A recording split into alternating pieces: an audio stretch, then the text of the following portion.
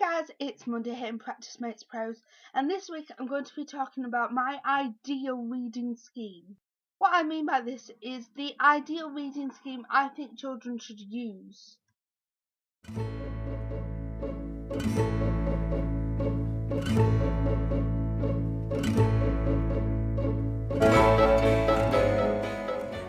In my last video I mentioned how the reading schemes had differed from when I was learning how to read and how my sister now learns to read. Even though the schemes in principle seem to have changed from when I was learning to read to now, there's one thing that seems to stay the same, and that's the fact that youngsters seem to see reading as such an academic thing to do. They don't broaden their horizon of reading because they don't see the need to have to do it. Teachers portray reading in such a way that it makes it academic, almost sucks the fun out of it.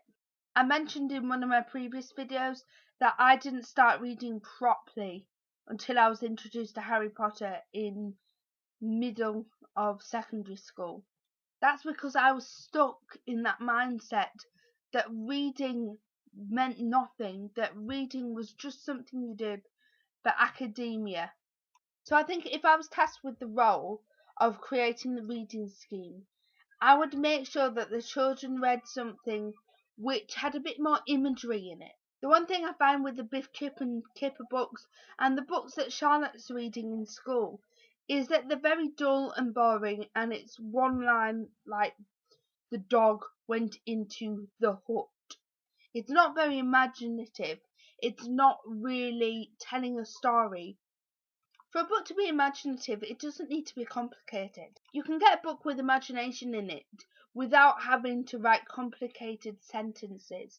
You can write simple sentences which whisk the child away to faraway places and make them use their minds to conjure up these images that a story is supposed to make.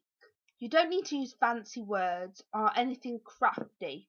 If books with imagination were used in the reading scheme, I think that children would have a lot more fun with reading. They wouldn't treat it so much as a chore, and they will understand the importance of reading and enjoy it as well. Boring sentences are not the way forward, as they just teach the child what they need to know about reading. They don't teach the child that reading is a good thing and it should be done as a hobby. They just teach the child how to read, and it doesn't really support anything. Whereas imaginative books will show the child that they can enjoy reading and learn at the same time. So I hope my ramblings made sense this week and you agree with them. Let me know down below what you think. Don't forget to subscribe to our channel if you haven't already. There's a little square down here somewhere.